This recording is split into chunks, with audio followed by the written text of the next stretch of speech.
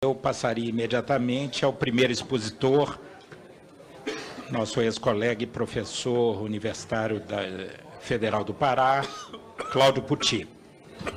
Obrigado, deputado Pestana. É um prazer lhe rever, essa casa, rever todos os colegas num debate que é fundamental para o futuro do nosso país, né?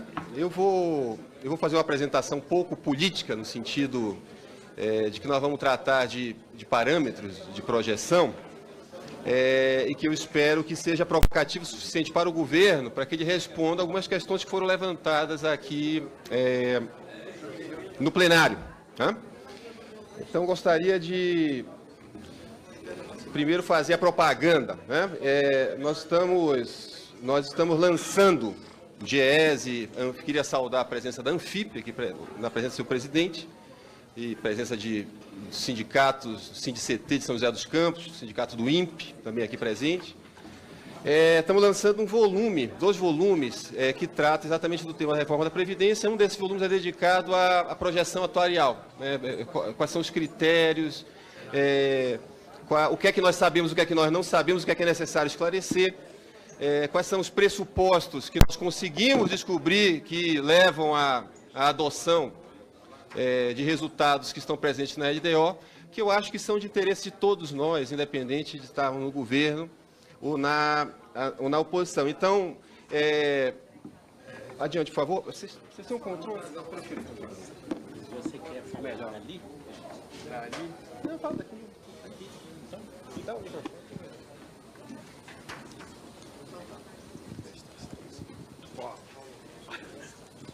Tá, então está no site da Plataforma Política Social a edição eletrônica já do livro, né? Estamos fazendo, digamos, o lançamento desse segundo volume, patrocinado pela Anfip, pelo GES, a quem eu agradeço. O André, que está aqui ao meu lado, também participou como um dos autores dos trabalhos. E eu queria fazer referência aos diversos autores, né? O Carlos Patrick Alves da Silva, o Renato Francês, a Denise Gentil, a Eliane Cristina de Araújo, o Marcelino Silva e o Solon Carvalho, que infelizmente não pôde vir. Eu ia começar direto com os parâmetros, mas como houve uma pequena provocação, acho que positiva, do plenário em relação à dívida, mostrar duas lâminas muito rapidamente, Jandira. Esse é o PIB brasileiro, o comportamento do PIB brasileiro nos últimos anos, gráfico do Datafolha, né? E nós temos até 2014 0,5 e depois o colapso, 2015, 2016, né? Essa é a série da dívida PIB. Como o PIB contraiu muito, a dívida explodiu em relação ao PIB. Então, nós temos um problema fiscal também, que é causado por um problema de ordem do denominador, né? De modelo de crescimento econômico, né? E como nós temos esse problema que é de ordem conjuntural, propõem-se reformas estruturais, né? Combinando o que deveria ser o combate anticíclico com uma visão de mundo, uma visão de Estado, né? Você pode fazer um superávit primário gastando 30 e poupando 32, não, superávit de 2. Você pode fazer um superávit primário com um Estado totalmente diferente, gastando 8 e poupando 10, arrecadando 10. Você tem o mesmo superávit primário, mas estruturas de Estado totalmente diferentes, né, que os liberais normalmente propõem. Quer dizer, então você mistura as duas coisas, o debate sobre visão de país e de Estado com ajuste fiscal. Então, me parece só um comentário inicial, né? Quer dizer, então temos um problema fiscal criado também pelo problema do crescimento econômico, tá? Mas, para irmos direto ao assunto, e aqui eu me reporto diretamente ao representante do governo, que estão presentes aqui na sessão, que há muitos anos trabalham com isso, e que eu gostaria que respondesse alguns questionamentos, por questão de interesse público, já que já temos tentado esses questionamentos há alguns anos sem resposta. Primeiro, nós vamos fazer referência ao que é público, LDO, aos dados publicados na LDO. A proposta de reforma da Previdência foi encaminhada no final do ano passado, onde nós tínhamos uma peça fiscal e nós tivemos várias declarações, né, do secretário da Previdência, né, secretário da Previdência, não estou conseguindo ver aqui direito, né, fala de 17% do PIB, se nada for feito em 2060, né, o Meirelles, 17,5% do PIB em 2060 com a regra atual, né, e o mercado, que nunca nos falha. Presidente, podia trocar a localização para ele poder enxergar as... Já eu não tinha entendido, eu pensei que fosse em pé, por isso que eu tinha... Deixa eu passar para lá, então.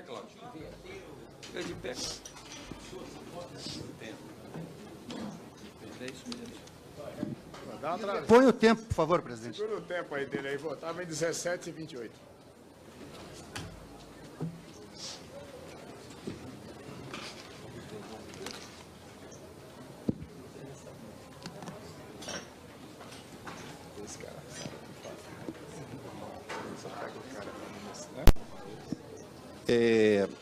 Então, o que é que nós fizemos? Nós pegamos as diversas LDOs. As LDOs desde 2002, elas preveem... Acho que passou bastante, isso aqui não está... A Lei de Responsabilidade Fiscal determina, a partir de 2000, e efetivamente a partir de 2002, que houvesse o anexo 4 da LDO. Esse anexo 4 da LDO estabelece diversas metas fiscais e obriga o governo brasileiro, o executivo, nós estamos falando de vários governos diferentes, Fernando Henrique, Lula, Dilma, Temer, apresentar esse anexo onde você tem um cálculo atuarial, você tem um modelo aí apresentado e você tem, supostamente, algumas projeções. Primeiro 2050, 2060 e tudo mais, projeções demográficas e tudo mais, né? O que é que nós... o objetivo da LRF, obviamente, foi fomentar a transparência. O que nós estamos fazendo aqui, na realidade, é provocar, porque nós consideramos o grau de transparência insuficiente para o debate. Queremos apontar algumas questões, é importante o diálogo com o governo nesse sentido, para que nós possamos melhorar a forma como nós fazemos projeções, ou pelo menos admitir que nós não sabemos o que nós estamos fazendo, né? E que embasam os números que foram apresentados. Nós queremos responder o seguinte: de onde saiu 17,5%? Né? É o 17,5%. Né? Cujo ofício do Meirelles já fala em benefícios previdenciários de 16, já baixou, né? No novo modelo, o ofício que foi encaminhado agora aqui, eu tive trabalho de ler há pouco, o benefício previdenciário é 16,5%, em relação a 17,5%. Se nós considerarmos assistenciais, vai ser 17,8%, alguma coisa assim, né? Então, são variações que não são pequenas em relação a 2060, no PIB de 2060, 1 ponto percentual do PIB de 2060. Não são coisas triviais. Então, isso envolve uma margem de erro. Nós queremos saber como é que é calculada essa margem de erro, já que são modelos probabilísticos também, porque que não são expressas, né? São todas questões técnicas, mas, no fundo, elas embasam a declarações públicas do governo que diz, olha, ou nós fazemos assim ou não tem jeito. Esse é o ponto final, né? Só tem um caminho. Né?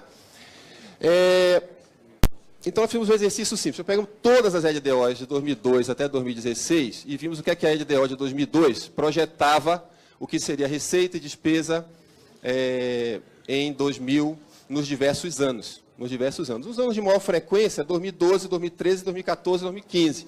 Então, o que é que nós fizemos?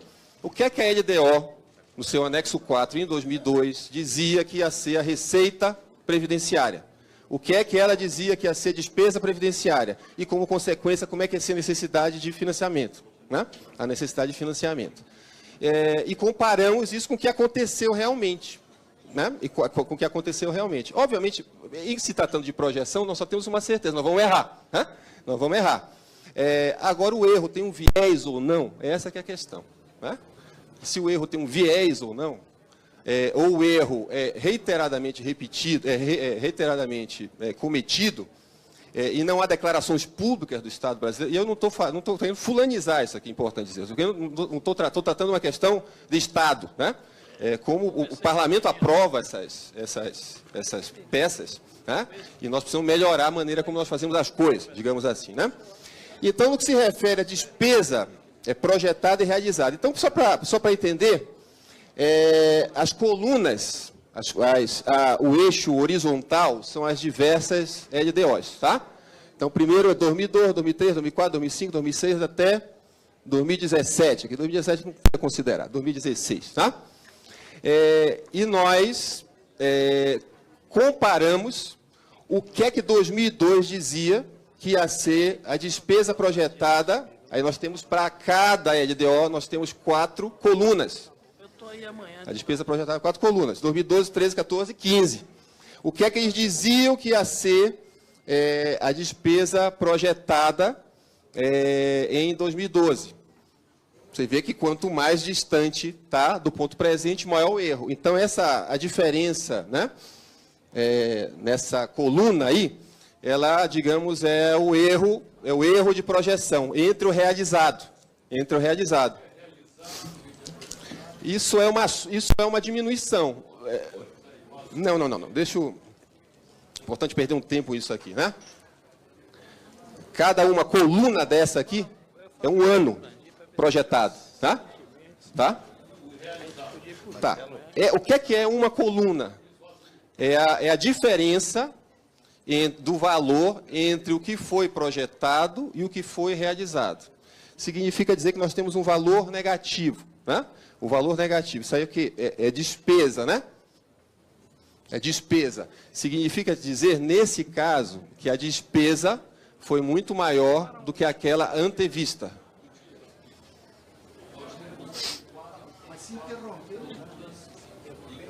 Não, mas é importante aí. É que se interromper vai acabar o tempo do expositor. Não, mas aí vai congelando. Deixa eu... Mas deixa... Valdenei, deixa eu explicar. Já foi feita a pergunta, vamos deixar o Putin o tamanho da coluna desdobrar o raciocínio. É a diferença, o tamanho da coluna é a diferença entre o realizado e o projetado. Então, nós temos um valor negativo. Significa dizer que se projetou uma despesa menor do que aquela que foi realizada. Tá? As várias cores são as despesas para os anos 2012, 2013, 2014 e 2015. O que é que você não entendeu? O que significa a coluninha azul, a coluninha laranja, a cinza e a amarela? A coluninha azul é 2012, a coluninha laranja é 2013, a coluninha cinza é 2014 e a coluninha amarela é 2015. Qual é a projeção da LDO de 2002 do que seria a despesa para o ano 2012, 2013, 2014, 2015, tá? Então, eles estão projetando, tipo assim, esse gráfico digamos, pró-governo, nesse sentido, quer dizer, se projetou uma despesa que foi menor, se for uma despesa menor em relação à despesa realizada, tá? Tá? Então, nós temos um viés de projeção que ele vai... É um viés de projeção, quer dizer, é quase monotônico o negócio aí, né? É bem comportado. Se nós formos para receita, é muito parecido também. Tá? Se subestimou a receita. Subestimou a receita por quê? Tivemos bons anos, boom das commodities, tudo mais, né? A arrecadação brasileira bombou e tudo mais, né? Certo? Mas quando você tira a diferença entre receita e despesa e vê como é que você projeta o resultado previdenciário, aí o resultado é um pouquinho mais complexo. Nós tivemos, no geral, com exceção desse ano, da LDO de 2015, que foi uma LDO, digamos, diferente, né? Nós tivemos muitos anos onde o déficit foi superestimado. Tá? O déficit foi superestimado. Com isso, eu não estou querendo dizer que que na LDO não se calcule déficit e tudo mais. Estou dizendo que ele foi superestimado em relação ao realizado. Tá? Essa é a primeira questão. O que é que... isso é uma outra forma de ver mesmo, né? Tá?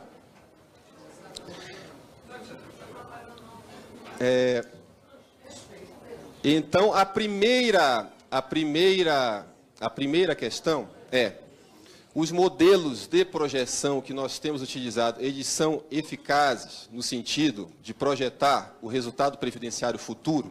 Nós pegamos resultados de 2002 até 2015 e vimos que eles têm um grau de indefinição, digamos assim, de erro considerável, né? Essa é a primeira observação. Elas têm um viés, né? O problema não é só o erro, é o viés, né? de superestimação do déficit, né? E o problema, né, não é errarmos, o Estado brasileiro errar, né? O Estado brasileiro errar. O problema é nós não tratarmos disso de maneira formalizada. Eu falo como alguém que foi secretário executivo do Ministério da Previdência, tá? Ministério da Previdência e Trabalho e Previdência, por um breve período de tempo, né? Não há nenhuma normativa. Quando você lança uma concessão, uma concessão de rodovia, a antiga SEAI, né? Ela publicava uma nota técnica, que todo o mercado olhava, né? Para saber como é que é o cálculo da TI. Tivemos um longo debate sobre o governo ia tabelar a TI, vocês lembram dessa história? Taxa interna de retorno das concessões. São normas, são normatizadas, né? As normativas do Banco Central têm um caráter público considerável. No que se refere à Previdência, que são projeções de maior a longo prazo e que impactam a grande maioria da população pobre no nosso país, o grau de institucionalização, não obstante o esforço heróico dos técnicos que trabalham com isso há muitos anos, mas o grau de formalização, de institucionalização, de controle social sobre isso é muito baixo. Inclusive, os próprios técnicos devem sofrer, porque os seus chefes não devem, no afã do curto prazo, não devem achar importante, né, provavelmente, destinar recursos para melhorar essa capacidade de modelagem. Então, um problema central nós temos um baixo grau de eficácia na projeção, e esse baixo grau de eficácia não é admitido pelo governo brasileiro, que acaba recorrendo, a meu ver, humildemente, a subterfúgios protelatórios do tipo que nós acabamos de ver aqui, né? Não temos os dados, porque é muito caro, a data prévia, é sempre essa história, tudo mais, né? Então, como é que calcularam, né? A Previdência não tem acesso à data prévia, enfim, quer dizer, então, em defesa da Previdência, inclusive, né, acho que nós temos que formalizar um processo de avaliação institucional com um certo controle social do parlamento mesmo, que possa garantir o maior grau de transparência. Esse é um problema de sistemas previdenciários no mundo todo, esse é um problema de controle do Estado, né? De controle do Estado, onde tecnocratas iluminados acham que podem governar no lugar de vocês que foram eleitos. Esse que é o problema, ao fim e ao cabo, né? Ao fim e ao cabo. Nós tivemos eu e minha equipe, fizemos um esforço de tentar entender o modelo a partir da LDO, né? No ofício aqui apresentado, o modelo basicamente é um modelo que tem um módulo demográfico, onde ele calcula quantidades, né? A demografia tem um papel muito importante nisso. Ele dá as quantidades do modelo, né? População, urbanização, participação, taxa de desemprego, né? Não vou passar as equações aqui. Um módulo de receita, onde se calcula o valor da receita, você tem que calcular o preço da receita, né? O preço da receita é fundamental, o salário, né? Salário médio por idade, as alíquotas previdenciárias, né? E com esse resultado nós temos contribuições e receitas, né? E o módulo de despesas. Então é um modelo, no fundo, muito simples, receita menos despesa, onde você tem um módulo que calcula quantidades e uma dimensão de preço, né? Você calcula preço, tá? Qual é o problema que nós enfrentamos, né? E que qualquer pessoa enfrenta, tá?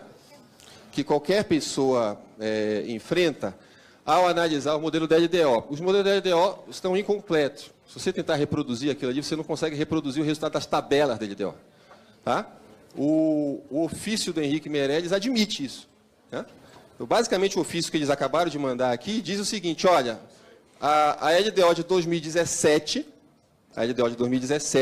que é a LDO que está supostamente legitimando a reforma, ela foi calculada com um modelo que nós não vamos usar mais a partir de 2018, mas nós não sabíamos nem qual modelo que se usava e nem o modelo que vão usar. Esperamos aqui a apresentação do governo para esclarecer esses pontos, né? No que está escrito na LDO, as variáveis do mercado de trabalho, está escrito na LDO, pode dizer até que não uso na prática, mas o fato de estar escrito na LDO e não se fazer na prática é mais grave ainda, né? Porque você está encaminhando para o parlamento um documento com assertivas falsas, né? E que diversos coeficientes no mercado de trabalho, taxa de participação, salários, população urbana, são advindas da PNAD. E essas PNADs, que é a Pesquisa Nacional de Amostras de Domicílio, elas têm um retardo, né? Na LDO de 2017, nós observamos, né, na LDO de 2008, os dados do IBGE eram de 2004, os dados da PNAD eram de 2000.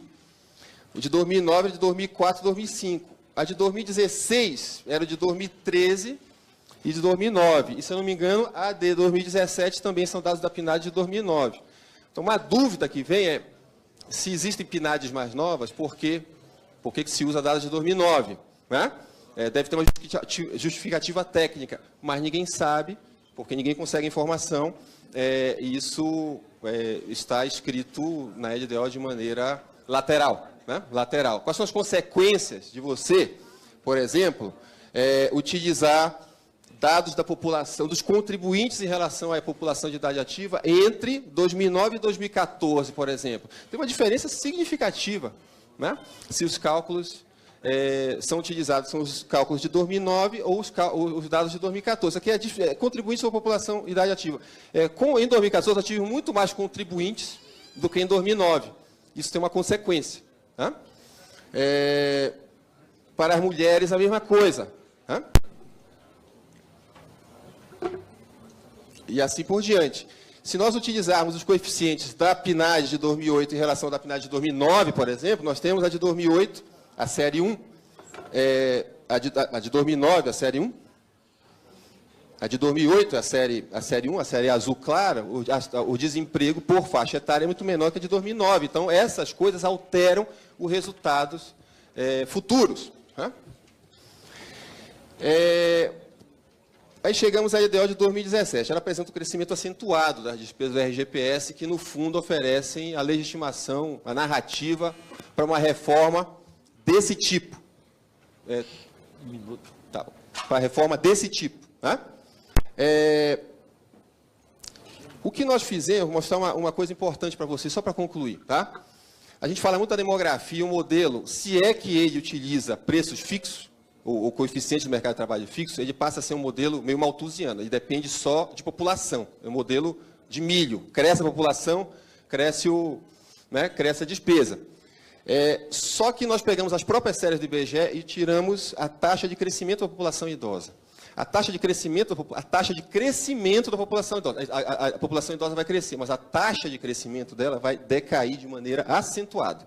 Afinal, não existe sociedade onde todo mundo envelhece e ninguém mais, não tem mais jovem. Né? Então, a taxa de crescimento da população idosa decai. Tá? São dados do IBGE. Nós temos a prova de conceito, podemos mostrar para vocês tranquilamente. Tá? Mas a despesa cresce muito no resultado da LDO em relação ao PIB. Aí nós chamamos, por que a despesa cresce tanto?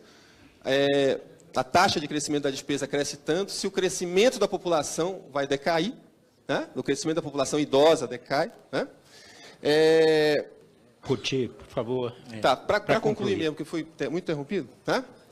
Então, nós fizemos um exercício só para, pegando dados da DataPrev, esses nós conseguimos, né? Deve ter estão no infologo da DataPrev, e fizemos algumas simulações. Basicamente, só para concluir, os dados que estão na LDO de 2017, eles imputam uma taxa de crescimento do salário mínimo, está lá na tabela, a partir de 2018, que é 6% ao ano.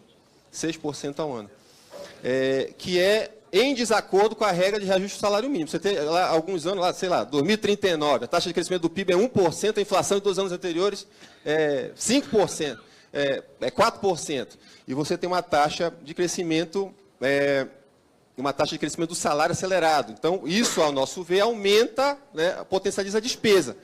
Não há, está na tabela isso, né? Está na tabela. Com essa simulação chegamos a 8%, mas se nós usarmos a regra do reajuste atual do salário mínimo, né, nós temos uma estabilização da despesa, e se nós reajustarmos o salário mínimo nos próximos anos pela inflação, nós temos uma redução da despesa e uma estabilização. Por favor. Temos que concluir. Com o salário mínimo e NPC, a partir de 2020, já temos estabilização da despesa com tendência à queda. Tá? Então, a questão é, o resumo da ópera aqui, não existem soluções únicas, não existem soluções milagrosas, e é necessário que nós tenhamos mais transparência no debate para que nós possamos encontrar saídas conjuntas. Obrigado. Eu agradeço ao professor Pucci. Doutor Cláudio, a palavra é sua. Obrigado. Vou tentar resumir as principais conclusões. Tá? Primeira coisa, nós temos muita curiosidade, eu acho que começaram a aparecer alguns números aqui, de saber como é que o governo projetou 17,5% de participação das despesas previdenciárias no PIB em 2060. Com base nisso, nós fomos atrás dos pressupostos. Nós tivemos muita dificuldade de encontrar pressupostos relatados na EDO que pudessem ser replicados de maneira autônoma. Isso serve para quem está hoje no governo, quando estiver na oposição e vice-versa, que possam ser replicados e que pudessem nos iluminar, como o Pestana disse, e que pudessem orientar, inclusive, propostas de debate que levassem à calibragem. Né? Não me parece que tenha sido esse o espírito da chegada da proposta aqui. A proposta que agora começa a aparecer, né, dados de produtividade, como a produtividade entrou, a PNAD de 2014 e tudo mais. Outro fator importante, neste processo de simulação de cenários, nós nos deparamos com uma tabela de parâmetros, o que relata a LDO. É que existe um modelo de curto prazo, um modelo de longo prazo, que no passado a Secretaria da Previdência fazia parte da projeção, e encaminhava, isso não foi dito aqui, encaminhava esse modelo para o Ministério da Fazenda, que com uma grade de parâmetros, que não é publicada, não sei de quando, de março, de não sei quando, uma grade de parâmetros macroeconômicos, eles imputam, sem relatar em que forma funcional, mas obviamente existe uma forma funcional, só não está relatada lá, imputam, nesse sentido, do ponto de vista do debate público, é arbitrário, variáveis macroeconômicas. Algumas delas estão relatadas numa tabela, e esta tabela, conforme a deputada Jandira Fegali mencionou, e conforme o deputado Arlindo Quinalha mencionou, ela obedece PIBs decrescentes e uma taxa de reajuste do salário mínimo constante a partir de 2018 até 2060 de 6%. Isso está na LDO de 2017. Até hoje, era o único documento que nós tínhamos para avaliar propostas de simulação. Né? Vamos avaliar, chegamos aqui com novas figuras. Considero isso um avanço, mas se nós não tivermos os dados para calibrar as fórmulas, esse avanço é simplesmente retórico.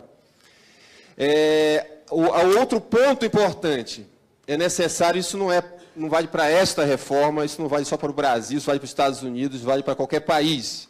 Modelos que são probabilísticos, eles têm que ter como saída probabilidades. Não se pode afirmar em 2060 que vai ser 17,5, sem se fazer referência às margens de erro. É como dizer o seguinte, o candidato tal tem 20% da intenção de voto, né? sem a famosa pesquisa, sem mostrar qual é a margem de erro, né, para cima e para baixo do que aquilo pode ocorrer. Portanto, qual o ponto central aqui? Ao fazermos simulações distintas, simulações, por exemplo, alterando essa regra de 6% eterna de reajuste do salário mínimo, e usarmos a regra atual, que já é uma regra generosa, correção pelo PIB de 2 anos atrás, mais a inflação do ano anterior. É possível mostrar, e eu mostrei aqui, os dados estão à disposição para quem queira, nós temos todo interesse em debater isso há muito tempo, que a participação das despesas previdenciárias no PIB cai pelo menos um ponto do PIB. E se essa regra do salário mínimo for alterada para o reajuste da inflação, há uma queda da participação das despesas previdenciárias nas atuais regras, com participação do PIB, já a partir de 2020, 2021. Por que eu estou dizendo isso? Simulamos produtividade, simulamos, né, aumento da formalização, todas essas variáveis são incluídas, e não está claro como elas são incluídas no modelo oficial do governo, e daí é difícil replicar. Né? Mas, ao usar as mesmas equações da LDO e ao imputarmos produtividade, um crescimento de produtividade modesto, inclusive abaixo de 1% ao ano, é possível mostrar também que os resultados são distintos, não chegamos a esse 17,5%. O chamado aqui, na realidade, é para o debate público, para o sistema de controle, para o sistema de calibragem. Nós estamos propondo, essa proposta, ela oferece uma retirada sem precedentes de direitos dos mais pobres, já que pessoas disseram aqui, vários disseram que cerca de 60% dos benefícios estão vinculados ao salário mínimo, né? E cerca de 80% abaixo de 3 salários mínimos. Boa parte dos que se aposentam por idade, 60%, não conseguem contribuir 20 anos. Então, dizer que não estão prejudicando os mais pobres, me parece, enfim... estamos propondo uma medida dura como esta, fazendo as mulheres rurais se aposentarem com 10 anos a mais, né? E com contribuições também de 10 anos a mais, sem a possibilidade de calibragem de alternativas. Nunca foi mostrado pelo governo, eu gostaria de ver, foram mostrados resultados fiscais gerais. Quanto se poupa, ou quanto se gasta, mas quantas pessoas vão ser prejudicadas ou atingidas quando você altera uma regra X para rurais, quando você altera uma regra X para urbanos, quando você altera uma regra Y para mulheres. Isso não é trivial, gente. Isso não pode ser trivial, que um parlamento se preocupa com o bem-estar da sua população. O senhor relator, com toda a vênia. O demônio reside nos detalhes. Né? O demônio reside nos detalhes. E eu sei que aqui temos parlamentares que estão genuinamente preocupados com o futuro, a sustentabilidade fiscal. Obviamente, a equação é taxa de crescimento de despesa e taxa de crescimento de receita. Taxa de crescimento de receita e taxa de crescimento de despesa. Então, nós temos que olhar para os dois lados. Né? E há mecanismos alternativos, eu tenho convicção, não tenho as provas, né, de que muitos técnicos que trabalham nessa área concordam comigo. Há alternativas, há cenários, né, e o chamado que eu faço aqui, na realidade, é o chamado para o gradualismo, para a ponderação, para o debate público e com a possibilidade de experimentarmos alternativas distintas, porque elas são absolutamente factíveis. A estratégia parlamentar de vamos mandar uma proposta dura, né? Para encerrar. A famosa estratégia parlamentar, eu fui líder do governo da Comissão de Orçamento durante alguns anos. A estratégia parlamentar de vamos mandar aquela proposta dura para ver se ela sai mediada, sim, pode levar ao que os economistas chamam de overshooting, né? Quer dizer, você vai ter uma derrota global. Tem uma derrota global porque essa proposta é dura demais. Eu gostaria, por último, de chamar a atenção para o dado, quando perguntaram de modelos aqui, né, se fala muito em demografia. Claro, a demografia é um elemento econômico, né? Desde que a economia se discute quais são as relações entre acumulação de capital e movimentos da população. E eles existem, não é só população, acumulação de capital. Esse era o debate do Marx com Malthus, por exemplo, né? Exército Industrial de Reserva, etc, etc, etc. E para não falar do Marx, para falar do Smith, para falar de outros casos que criticavam o Malthus. Então, isso não é uma coisa trivial. Então, quando eu falo de precisamos transformar esse modelo, que é um modelo populacional, que não é um modelo demográfico, ele trata número de pessoas como fixos, né? Número de pessoas como, né? Como sem valor, né? Precisamos experimentar com salário, com variáveis econômicas, com produtividade, com formalização. É isso que é transformar um modelo populacional no modelo demográfico atuarial, inclusive, porque, da maneira como se trata, ele não é tratado dessa forma. E eu acredito que existem alternativas para isso. Mostrei aqui que a taxa de crescimento da população idosa ela vai sofrer pelas séries do IBGE um decréscimo substantivo, e isso faz muita diferença no equilíbrio futuro. Muito obrigado.